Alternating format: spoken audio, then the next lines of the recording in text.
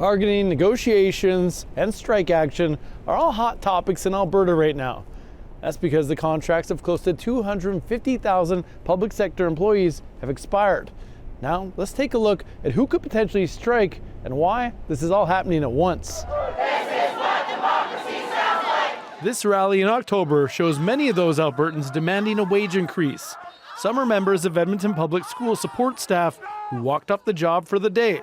There's also nurses, paramedics, hospital staff, and government employees, along with workers at the province's two largest universities who are seeking new contracts.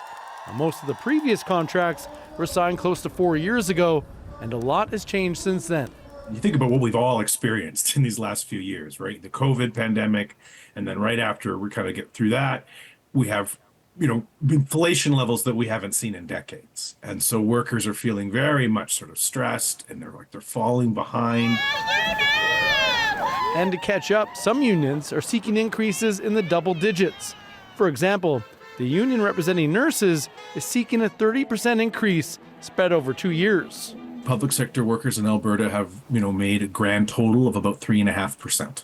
Over about 8 years. So they've lost a lot of ground, and that doesn't even count the 13% inflation that we've seen over the last 3 years or so.